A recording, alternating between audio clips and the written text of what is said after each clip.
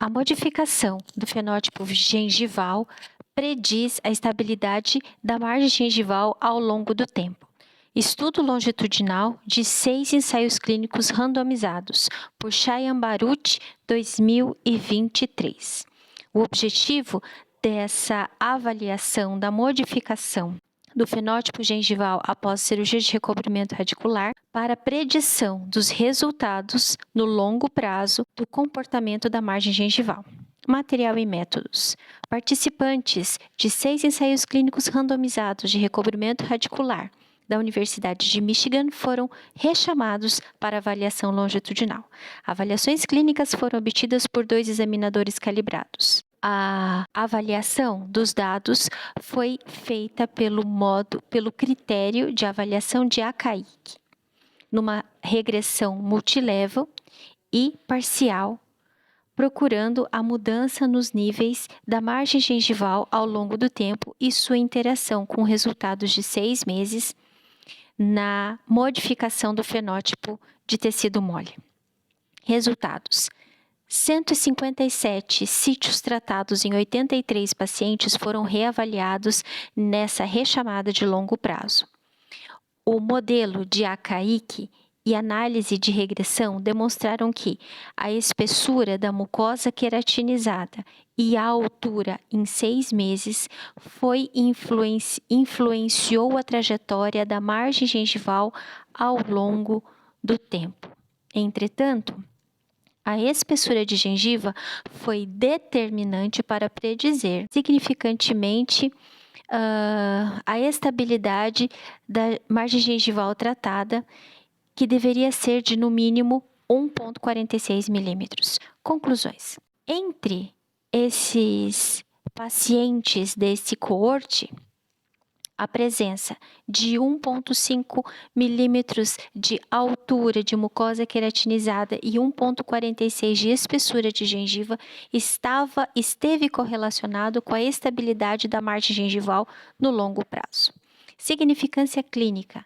Nós queremos identificar fatores prognósticos nos resultados precoces de 6 meses de recobrimento radicular que podem predizer o comportamento do nível da margem gengival ao longo do tempo. Achados principais. A modificação do fenótipo gengival após os procedimentos de recobrimento radicular influencia o comportamento no longo prazo da margem gengival e, em particular, a espessura gengival de 1,5 mm obtida com 6 meses. Implicações clínicas. Os objetivos do procedimento radicular. Se obtiver no mínimo 1,5 mm de espessura de gengiva e 1,5 mm de altura de faixa queratinizada, pode ser o objetivo principal para identificar e para promover a estabilidade do tecido mole nas cirurgias de aumento no longo prazo.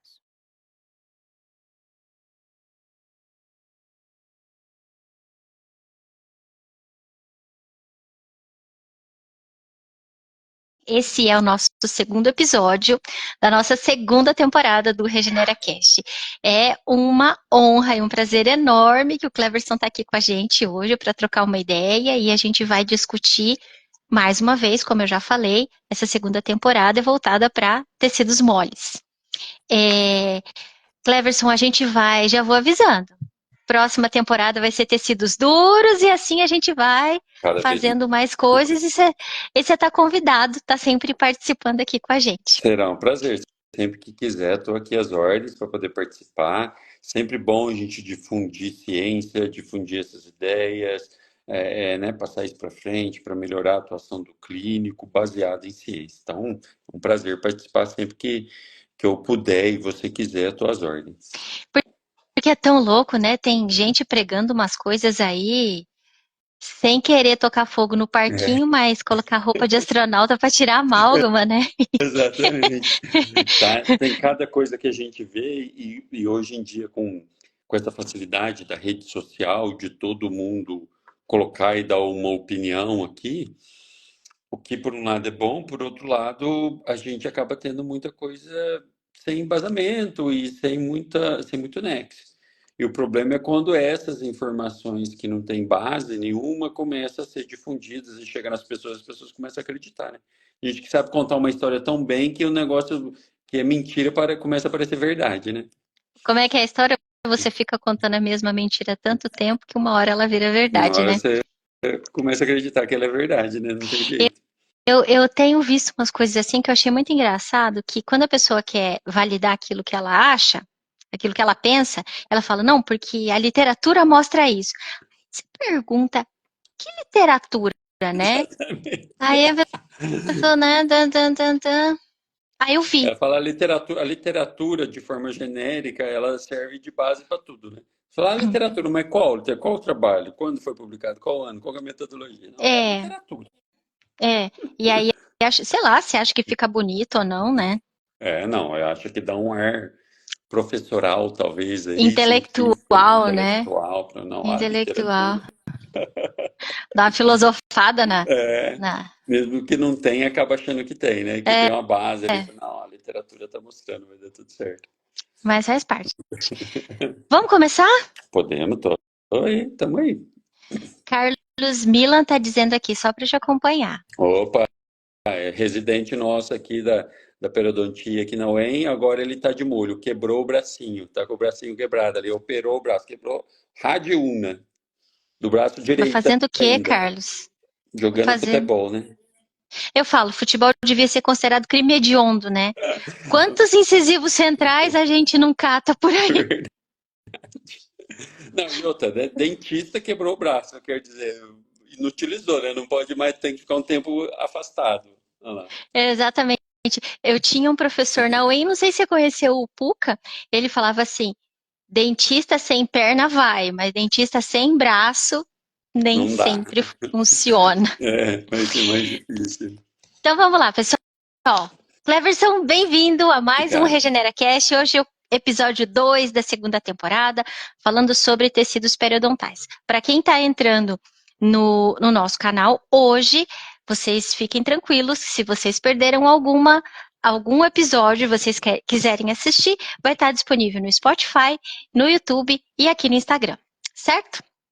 Hoje, então, como eu falei para vocês, essa segunda temporada é voltada para tecidos moles e a gente vai falar de tecidos moles ao redor de dentes e ao redor de implantes. E para falar, para discutir comigo e trazer um pouco mais de literatura de verdade, não aquela que a gente só acha que funciona, eu trouxe um grande amigo, professor Cleverson Silva. O professor Cleverson, a gente se conhece há bastante tempo, a gente já deu aula junto lá em Maringá, mas ele Verdade. tem uma carreira super legal, uma carreira brilhante. Além de ser pai do Felipe, da Lívia e esposo É, da Fabrícia, é.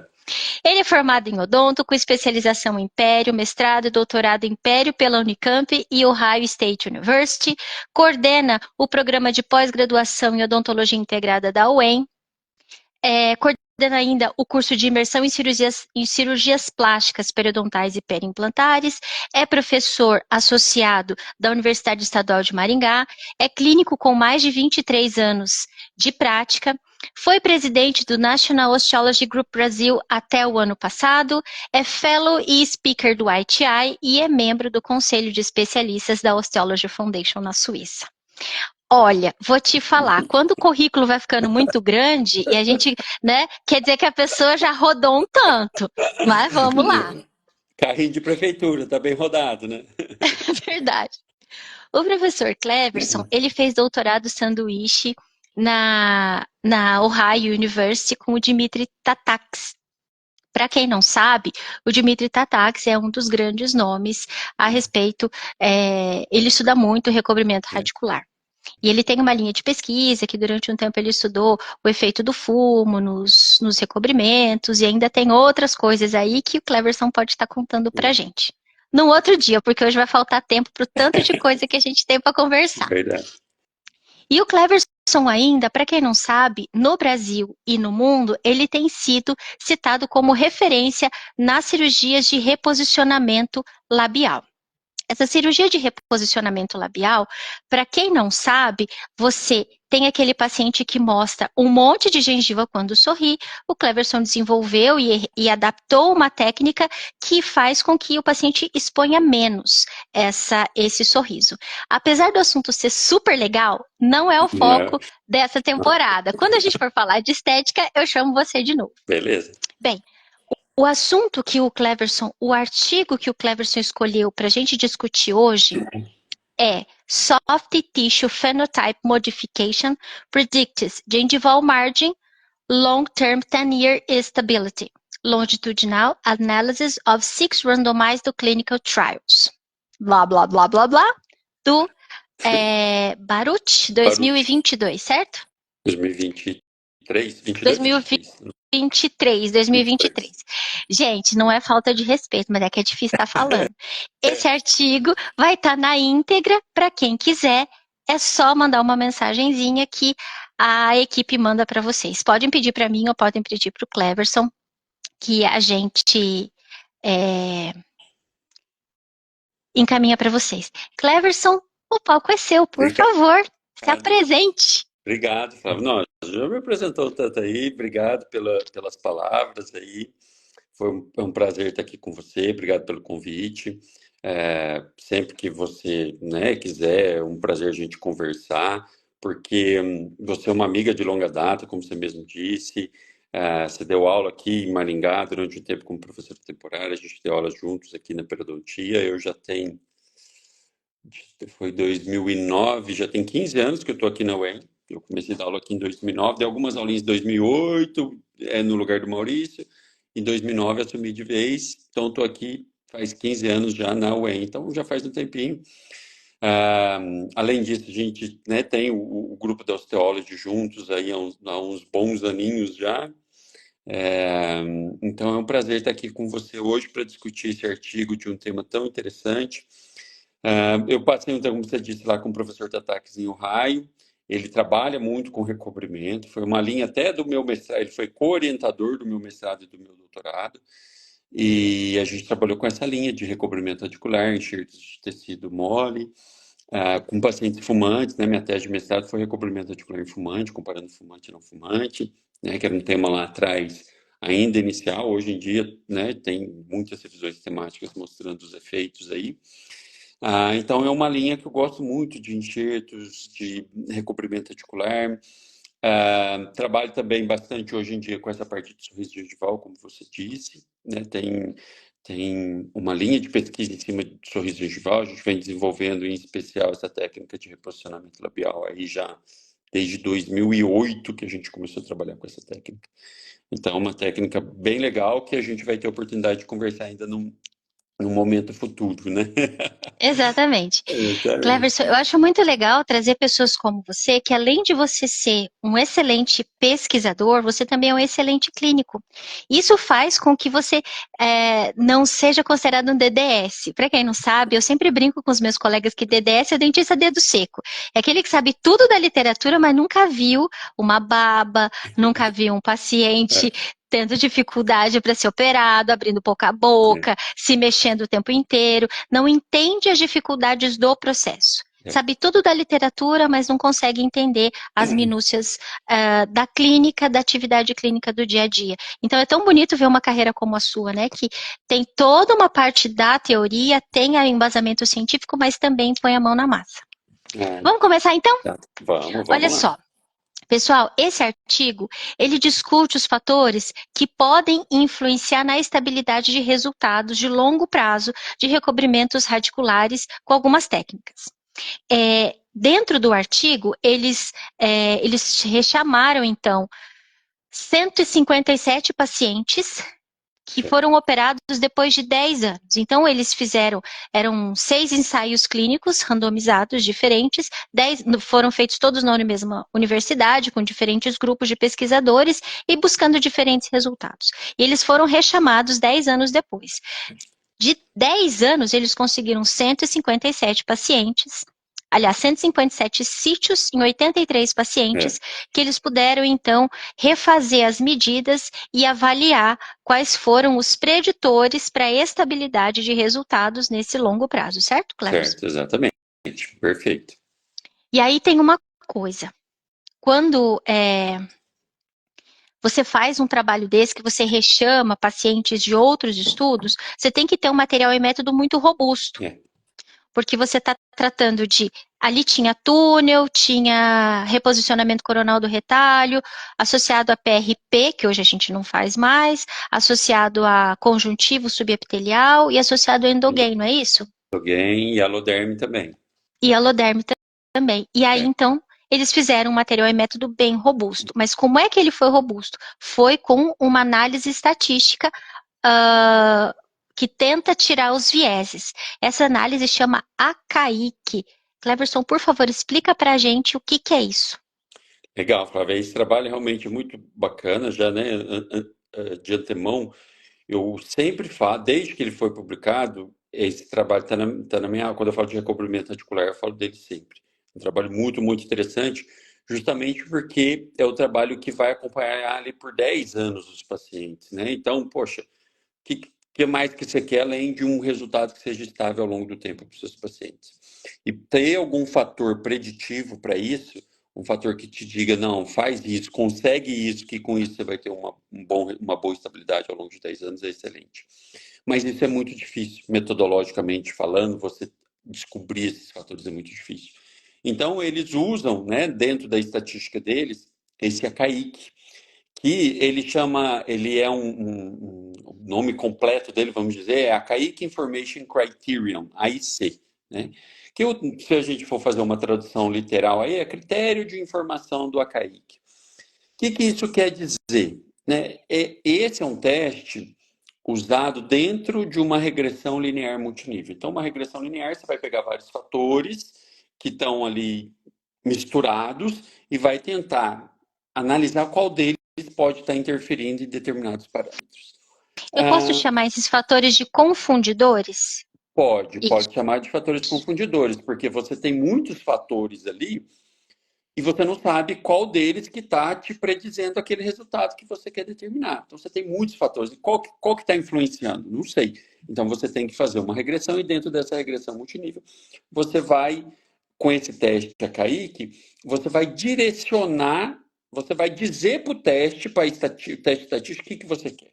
Ó, analisa isso para mim, analisa isso. Então, você desenvolve modelos de estudo. Então, você mesmo vai desenvolver vários modelos. No caso desse trabalho, ele desenvolveu 26 modelos diferentes de análise que ele queria direcionar, e ele vai pedindo para o teste estatístico, ó, para esse parâmetro, no caso dele, estabilidade do resultado da margem de vai longo prazo. Ó, analisa isso para mim, analisa isso para mim, analisa isso para mim. Então, ele joga 26 possibilidades diferentes para o teste estatístico. E aí o teste vai te dizer qual desses 26 modelos que você construiu que é o que melhor vai representar, melhor vai analisar esses dados, melhor vai te dar vai te predizer esse resultado em longo prazo.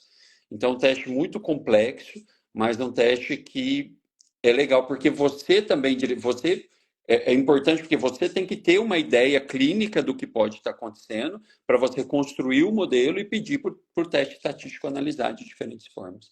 Então, é bem legal. No caso do trabalho, ele quis avaliar qual parâmetro ou quais parâmetros poderiam predeterminar essa estabilidade a longo prazo. Você imagina que você tem 83 pacientes, mais de 150 sítios, 6 estudos diferentes, então você tem muitas informações, muitos parâmetros diversos. Então você tem que direcionar mesmo para poder tirar esses fatores que estão aí misturados e confundindo. É como se tivesse tudo misturado, ele vai separar o famoso joio do trigo e deixar tudo bonitinho, mais claro. Gente, vocês devem estar, quem está ouvindo agora deve estar meio confuso. Será que isso é uma revisão sistemática? Olha só, é assim, revisão sistemática, você pega o artigo, pega o dado cru do artigo e você roda uma estatística, uma meta-análise sobre esses dados. O que o grupo do Baruch fez foi pegar os pacientes e avaliar novamente. Ele nem está avaliando os dados que foram coletados nesses estudos 10 anos antes. Ele está avaliando o que aconteceu a partir de 10 anos. Então, ele pegou os dados de 6 meses de recobrimento radicular e aí ele avalia novamente 10 anos depois, certo? Que se não parece, quando a gente fala assim de vários RCTs, parece que a gente está falando de uma revisão sistemática, Não, né? não Mas é, não. não é, tem nada a ver com a história. Na verdade, ele usa esses RCTs porque eram pacientes lá da Universidade de Michigan que eles já tinham, que eles fizeram pesquisas, 6 pesquisas diferentes. Então, eles pegaram essas 6 pesquisas, eles têm os dados desses pacientes, rechamaram os pacientes e reanalisaram. Então, é simplesmente porque eram pacientes que já tinham feito recobrimento radicular de uma forma sistematizada, né, dentro de uma pesquisa, com parâmetros coletados bonitinhos, e eles reavaliaram isso. Então, não é uma revisão sistemática, é um estudo clínico, né? Qual você acha de tudo o que eles encontraram, utilizando essas ferramentas de regressão e tudo mais, qual foi a maior dificuldade de leitura desses dados?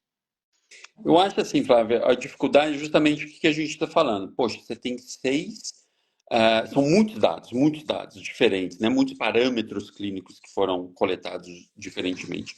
E de 6 estudos diferentes que misturam técnicas. Então, como a gente conversou ali atrás, você tem estudo que é só retalho coronal, você tem estudo que usa o conjuntivo, você tem estudo que usa a aloderme, né, que é um substituto, você tem estudo que vai usar o endogain, você tem técnica que é de tunelização. Então, você tem muita coisa no balaio. Então, você separar isso é difícil. Mas o que a gente tem que entender é que esse trabalho ele não avaliou técnica, ele não comparou técnica. Não quer saber se o coronal é melhor do que o túnel, se o conjuntivo é Aí que eu ia te melhor do que o falar, aloderme. quando ele não avalia a técnica, ele elimina o fator operador. Elimina o fator operador. Porque qual que é vamos dizer, o baseline dele? É 6 meses, ele já recobriu. Não está perguntando se vai recobrir mais ou menos, qual que é a porcentagem de recobrimento. Ele já está com o resultado final. Então, a partir desse resultado final, ele vai ver a estabilidade. Independente de quem que fez o quê. Ele tem aqui 6 meses. Então, eu tenho uma estabilidade, um resultado com 6 meses. Isso vai ficar estável depois de 10 anos? O que, que vai determinar para mim? O que, que eu posso ver aqui em 6 meses que vai me dar uma boa ideia de que daqui 10 anos aquilo vai estar quietinho, paradinho na posição que eu consegui com 6 meses. Então, não é operador, não é técnica nem nada, porque 6 meses de cicatrização, isso tudo já foi embora. Uhum. Então, tem uma condição inicial de pós-recobrimento. Vamos lá. Por que você escolheu esse artigo? Você falou que você sempre coloca ele nas suas aulas. O que ele traz de tão importante?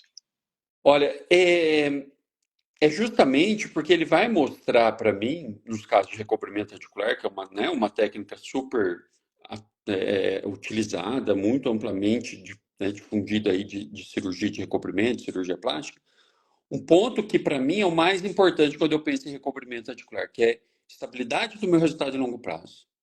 Então, ele mostra isso para mim, como 10 anos é um ótimo tempo de estabilidade. Então, no final das contas, o que a gente quer é isso, que o nosso resultado fique estável. Mas como é que eu vou saber se ele vai ficar estável? Como é que eu vou saber se aquele resultado inicial de 6 meses, depois de 2, 5, 10 anos, ele vai ter estabilidade?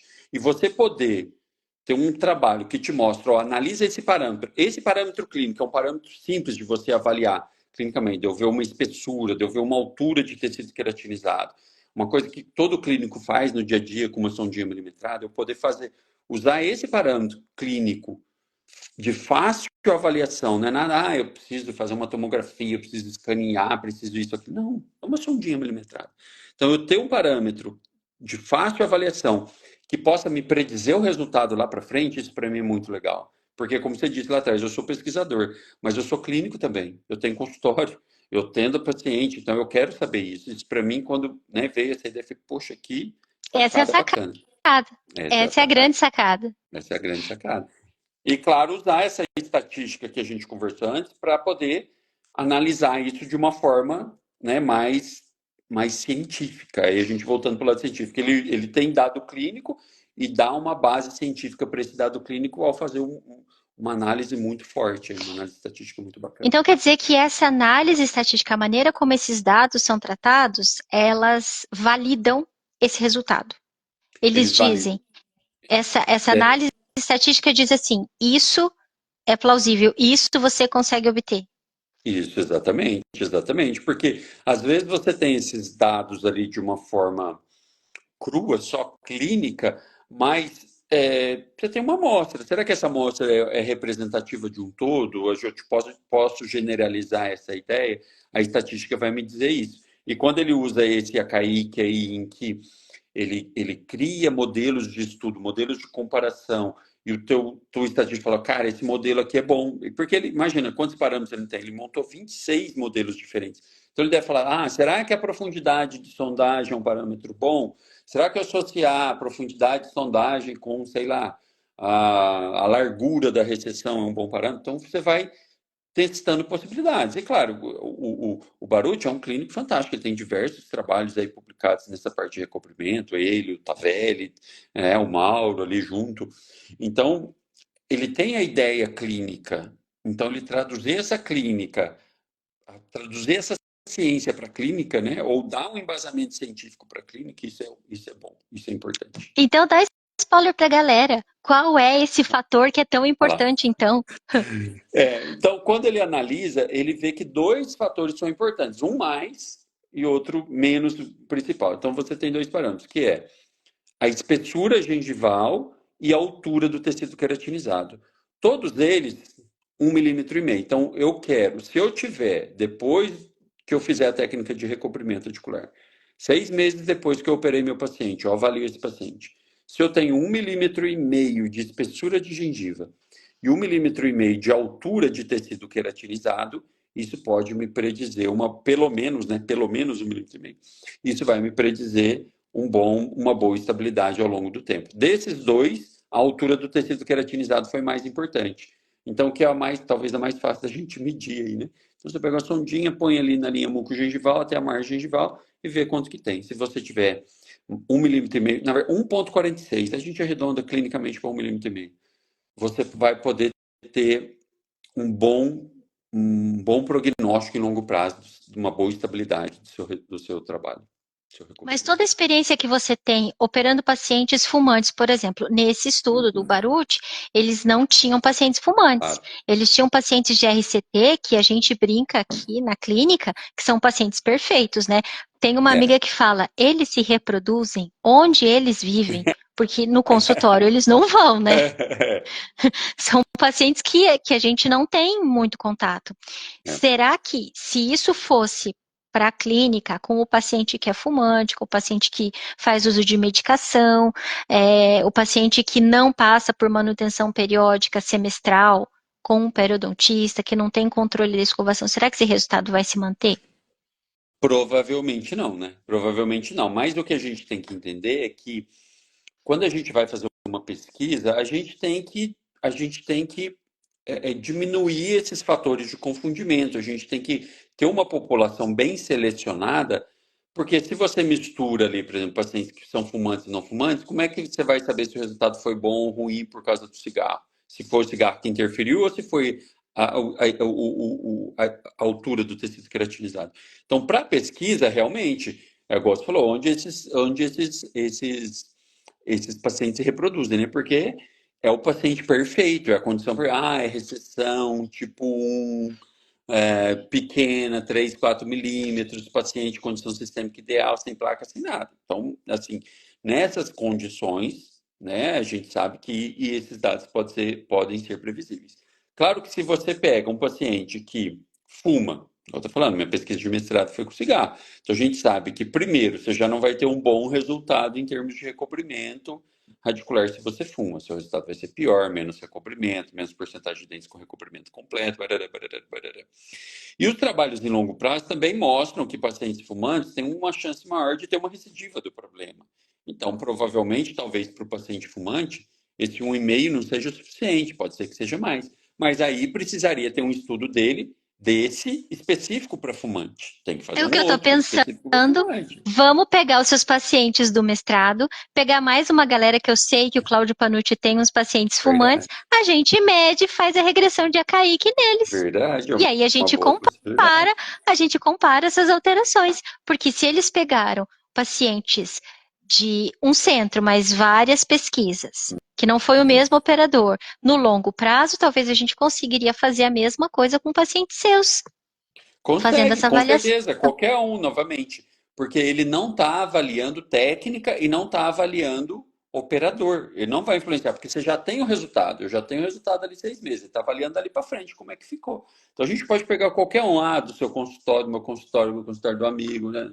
Mas desde que eu tenha avaliado determinados parâmetros com um tempo aí, no caso, 6 meses, e depois conseguir esse resultado em longo prazo. Então, da mesma forma, o cara que escova forte, ali ele mudou, são pacientes controlados. Pô, escova forte, tem um trauma de escovação, isso vai ser prejudicial, obviamente. Ele não controla bem, ele acumula placa, vai ser prejudicial.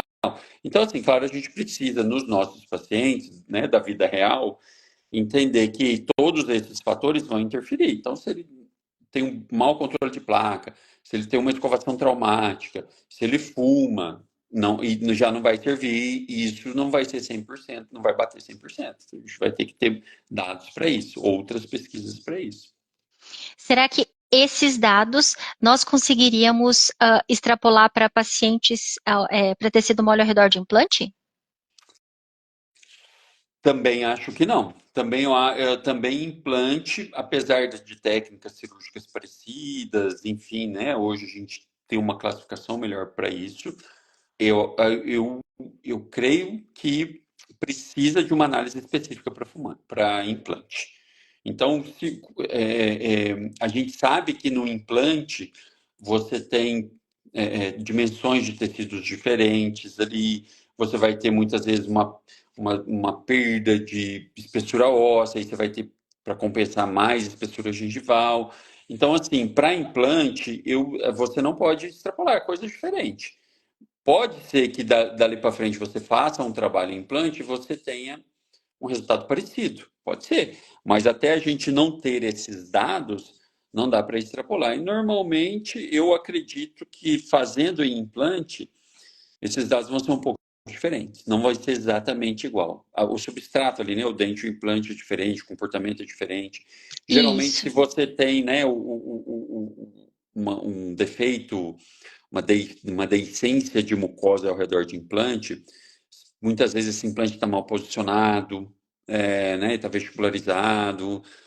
Então, você tem vários outros fatores confundidores aí que podem interferir. E aí a gente tem que fazer, né, modelos diferentes. Mas Uhum. precisa de uma análise específica para implante. Você se lembra quando a Mariana veio no encontro anual que a gente fez do Osteology aqui em Sim, Curitiba? sim, Ela lembro. falou dos diferentes tipos de tecido conjuntivo as diferentes densidades. Sim, Você acha que para esses resultados terem sido estáveis no decorrer desses 10 anos, esse conjuntivo, porque não tem essa informação no não, artigo, ou eu não não vi, tem, não tem. era um conjuntivo mais denso, menos denso, porque há 10 anos atrás, esse conjuntivo, se eu não me engano, a o preconizado era um conjuntivo mais espesso, não mais denso, mas um conjuntivo também que muitas vezes vinha com mais gordura, vinha com muito mais glândula. Porque não Não tem fazia muito esse... gengival livre desepitelizado, fazia normalmente incisão única. Então você vai pegar Isso. um enxerto mais profundo, né? Com mais perto do periósteo, com mais glândula, mais gordura, menos denso, menos Uhum. denso. Pode interferir? Sinceramente, Flávio, eu acho que a densidade, apesar de a própria Mariana tem um artigo que ela compara o gengival livre desepitelizado, o enxerto gengival livre desepitelizado com lâmina dupla. Isso. Se eu não me engano, é essa comparação. De diferentes densidades, e ela mostrou, no final das contas, que não tem resultado clínico diferente. Então, clinicamente, não vai dar diferença ali. Claro que a gente entende que um tecido mais denso, ele contrai menos. E ele, Uhum. às vezes, é mais difícil de vascularizar, mas ele contrai menos. Um menos denso vasculariza mais fácil, mas ele vai contrair mais. Só que é o que a gente está falando. Esse processo de modelação, vamos assim dizer, desse enxerto, ele já passou. Eu acho que ele vai interferir na fase inicial. Depois de 6 meses ali, pode ser que ele tenha interferido no resultado até 6 meses. Nesse Depois de seis 1,5 meses, milímetro. Nesse um Para milímetro e meio que ganhou de atingir esse um espessura. milímetro, para atingir essa espessura de 1,5 mm. Mas depois que está ali 6 meses, eu acho que isso não vai modificar mais, ele não vai mudar. Então, independente do que você fez lá atrás, você chegou a 1,5 mm, cheguei a 1,5 mm. Então, tá bom. Agora, com certeza vai ser mais, você vai conseguir uma espessura maior se você usar um enxerto mais denso, né, mais superficial, com menos gordura, e a de tuber, por exemplo, apesar de tuber, eu vou ser sincero, para recobrimento radicular eu não gosto muito de enxerto de tuber, eu acho que ele é muito denso, acho que o enxerto do palato está ótimo para recobrimento, você consegue uma boa densidade. De tuber é muito bom para implante, você ganha mais volume, você tem uma densidade maior, eu acho que isso ele fica muito bem. Mas é um enxerto mais denso, então é mais fácil você conseguir uma espessura maior com um enxerto mais denso. Mas Uhum. nesse caso do trabalho parecido com esse, eu acho que o resultado não foi influenciado pelo tipo de enxerto, se é que teve diferença. Eu também, como você, acredito que não teve. Acho que todos eles fizeram incisão linear e coletou um enxerto menos denso. Uhum. Porque o enxerto ele vai interferir nesse para atingir, mas depois de 6 meses está tudo igual. Me fala uma coisa. Você disse que tem altura e tem espessura. Qual é o fator que é mais importante, segundo o artigo? Segundo o artigo, mais importante é a altura. A altura do tecido queratinizado foi mais importante do que a espessura. Apesar do que, quando a gente pensa em, em resultados em longo prazo, o mais importante talvez seja a espessura. Assim, né? Pensando clinicamente, talvez o mais importante é a espessura, que a gente sabe que a gengiva mais fina, ela tem uma chance maior de ter uma recessão gengival do que uma gengiva mais espessa. Então, você pensando clinicamente, a espessura é maior. Mas o que, que pode, novamente, esse é o paciente ideal, né? O que, que pode interferir? A gente sabe também pelos trabalhos ali do Maurício que quando você tem pouca altura de tecido queratinizado, você tem mais desconforto. Se você tem pouca altura, normalmente a gengiva é mais fina também, porque você vai ter só mucosa, né? Mais mucosa, que é um tecido mais fino. Você tem mais desconforto, então o paciente pode machucar mais, isso dá mais recessão. Então, a altura, se a gente pensar em termos de o que, que eu quero o que, que eu quero em termos de estabilidade para mim, eu quero ganhar espessura, mas a altura também é importante. Né? As duas coisas são importantes, porque elas estão relacionadas. Se você tem pouca altura de tecido queratinizado, aquela gengiva remanescente vai ser fina, obrigatoriamente. Hum. Se você tem mais altura de tecido queratinizado, ela pode ser fina, mas ela tem uma tendência a ser mais espessa também. Tá? Então, No o seu trabalho mostrou a consultório, altura como principal. no seu consultório, na sua árvore de decisão, se você tiver que escolher, você primeiro vai prezar, vai preconizar o aumento da altura dessa gengiva, desses pacientes que você. É, pensando nesse trabalho, hoje em dia, eu preconizo, porque assim, depende do que a gente quer, né? Se a gente pegar ali uma recessão tipo 1, se você já tem um pouquinho de tecido queratinizado remanescente, 1,5 mm não é muita coisa, cara. 1,5 mm é fácil da gente conseguir essa altura de tecido queratinizado. E o conjuntivo, para a gente pensar em espessura, quando a gente usa o tecido conjuntivo, se você pega um retalho que tem aí 0,8 a 1 mm de espessura, o conjuntivo vai te dar um ganho aí de 0,7, que você vai conseguir Conseguiu um e-mail. e conseguir o seu e-mail. Então, você utilizando um conjuntivo, facilmente você consegue, né? Normalmente você consegue essa espessura de 1 e-mail. A altura, os trabalhos também mostram que o tecido conjuntivo ele consegue ganhar altura também de tecido queratinizado, talvez menos do que a espessura. Então, assim, quando eu tenho muito pouco tecido queratinizado, a altura para mim é um fator importante. Eu ganhar ali 1,5, 2 milímetros de tecido queratinizado é um fator para mim que eu levo em consideração, muito porque eu vejo que esses pacientes têm uma dificuldade maior de higienizar, eles vão ter mais desconforto, e isso pode trazer mais acúmulo de placa, enfim. Então, a altura, para mim, é um fator preditivo. Mas a gente acaba pensando nas duas coisas. Quando você faz um enxerto, você vai ganhar altura e espessura. Você vai pensar nas duas coisas. Você sabe que eu sou fã de substitutos mucosos, né? Sei. Tá, eu sei. A gente tudo bem, tecido conjuntivo, removido do palato, é padrão ouro e tudo mais, mas tem a morbidade do paciente, assim, eu tenho dó mesmo. E a chance de você ter as complicações e tudo mais, então eu gosto muito de usar substitutos mucosos. Ali ele só usou aloderme, mesmo porque Só. há 10 anos atrás a É. gente não tinha, né, todos os substitutos que a gente tem hoje. Me fala, hoje, você acha que a gente consegue ganhar esse tecidinho aí, esse chegar nesse 1,5 utilizando substitutos Ó, mucosos? Flávia, novamente, o holoderme a gente não tem aqui no Brasil, né? É uma matriz dérmica é, feita de pele de cadáveres humanos. Então, no Brasil não pode ter comércio de órgãos, a pele é um órgão, está proibido, não tem. A gente tem as matrizes colágenas feitas de colágeno de porco, né? Colágeno suíno, que são substitutos. O que que a gente consegue?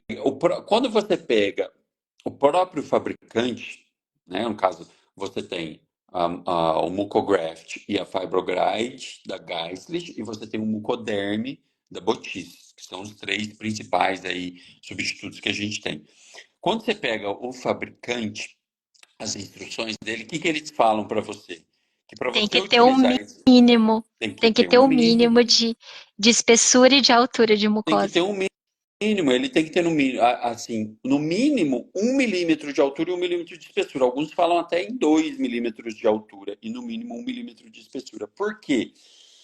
Porque esses substitutos, eles não ganham altura, ou se ganhar, assim, tipo 0,1, 0,2, muito pouquinho, e espessura também. O que você tem de mais recente aí, de última geração, que é a Fibroguide, os trabalhos lá do Zucchelli e da equipe dele, eles mostram um ganho de 0,4 de espessura utilizando a Fibroguide.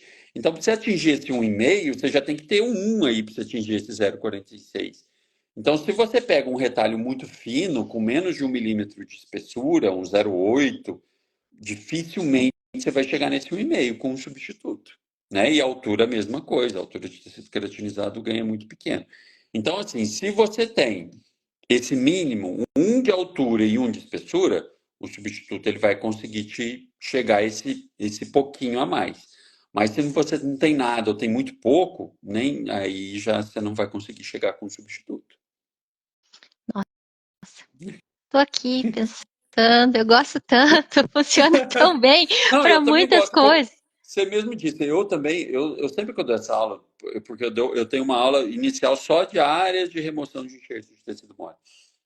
E eu falo isso, falo que os substitutos do tecido conjuntivo, eles são, eles com certeza eles vão evoluir muito ainda, assim como os substitutos dos enxertos ósseos evoluíram. Então, hoje em dia, o enxerto xenógeno, eu sempre brinco que o último enxerto em bloco que eu fiz na minha vida foi no meu pai em 2011. Faz 13 Ele anos, ele me continua xinga, sendo seu pai? ele Ele me xinga continua até sendo hoje. seu Um pai? buraco que você deixou É. aqui, você não sei o quê, não sei.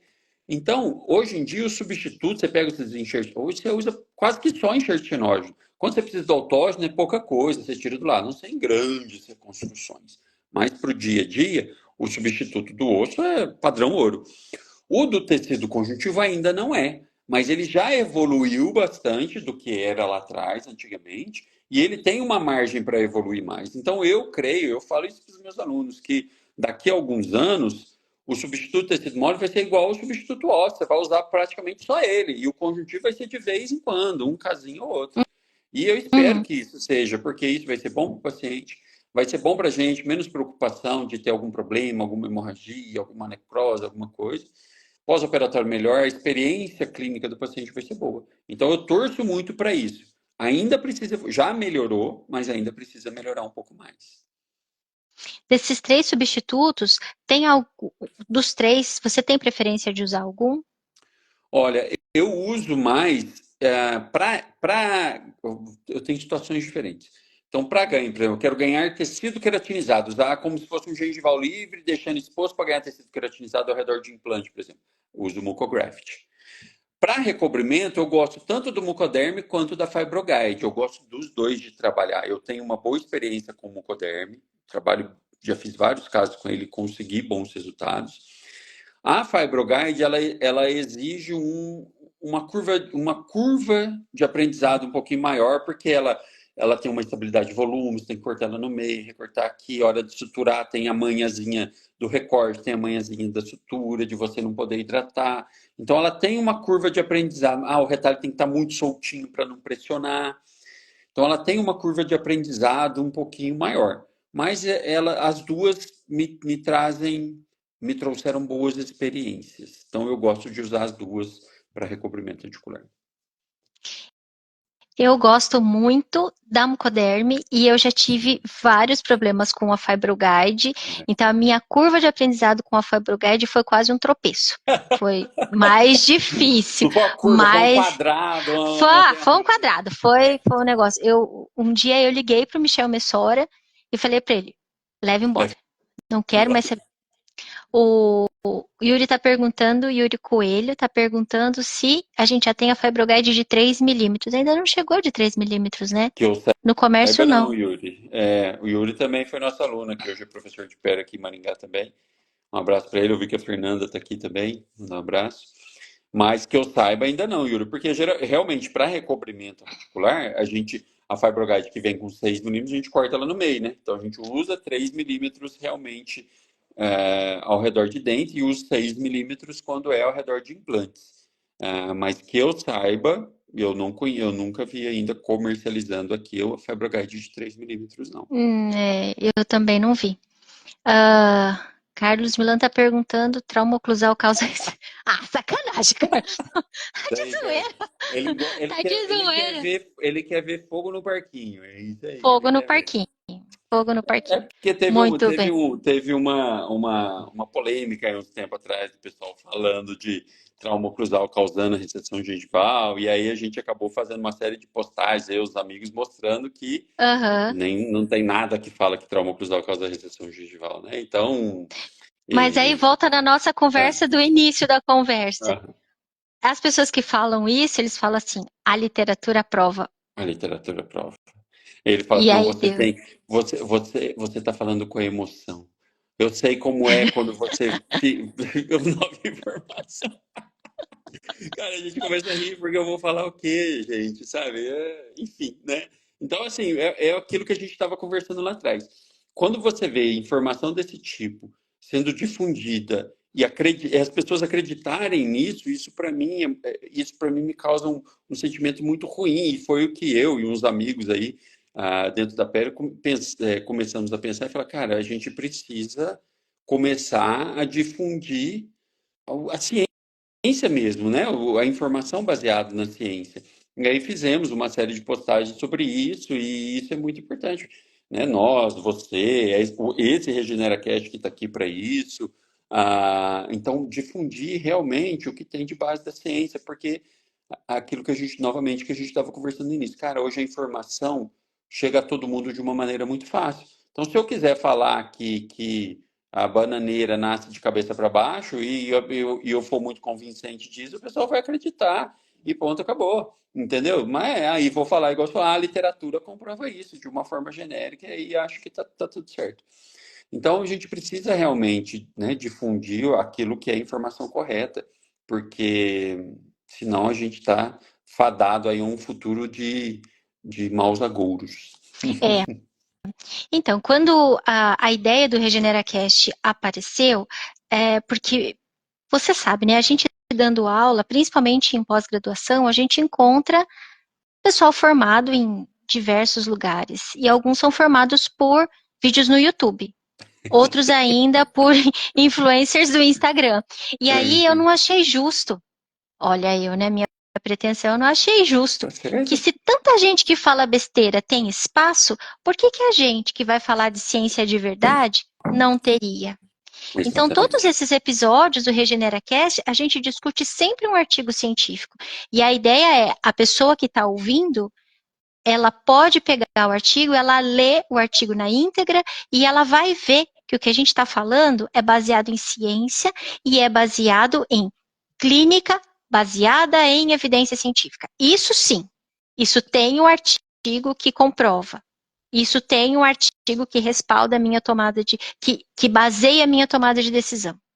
Não, com certeza. E igual você falou, a gente não é pretensão nossa, não. A gente tem que difundir isso, porque nós estudamos tantos anos para isso, entendeu? Poxa, você passou quantos anos de mestrado, doutorado, pós-doutorado, e fazendo isso, aquilo, mundo afora, com os melhores do mundo, e pesquisando, e fazendo para depois, não, vou ficar quietinho na minha aqui, na humilde, enquanto as pessoas que estão aí se achando e difundindo ideias erradas. A gente sempre foi humilde e vamos continuar sendo, mas a gente tem que difundir a ideia certa, né? O que é correto.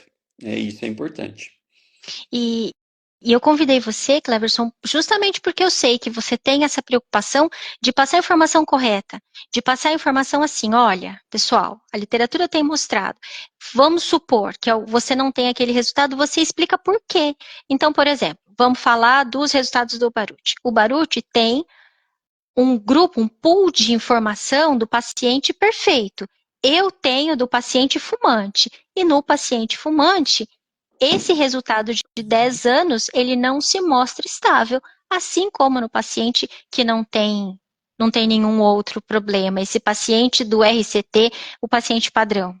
É, Então, eu convidei você justamente por isso, porque eu sei que você tem a literatura e você tem a clínica e você consegue aplicar a literatura nos seus dados clínicos. Cleverson, foi maravilhoso conversar com você. obrigado. E eu acho que a gente marca mais. Vamos lá, próxima temporada do RegeneraCast a gente vai falar sobre tecidos duros. E eu vou chamar você de novo. E quando a gente for falar de estética, eu vou chamar você outra vez, porque é sempre um prazer conversar com você. Obrigado, Flávio. Eu que agradeço aí pelo você ser uma grande amiga de muito tempo que a gente tem. Então, além, né, das conversas informais,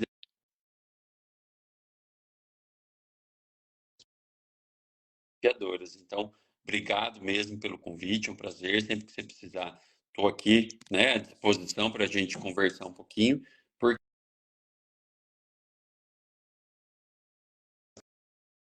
na literatura, para que a gente possa ter mais gente aplicando isso na clínica no dia a dia e sabendo né, o que pode fazer com segurança. Eu vou te falar, a conversa tá tão boa, sabia que faz já 45 minutos, quase Ó, uma hora que a gente está aqui tá conversando, a vendo? gente nem vê o tempo passar. Nem viu. Faz Cleverson, isso foi que quer. maravilhoso.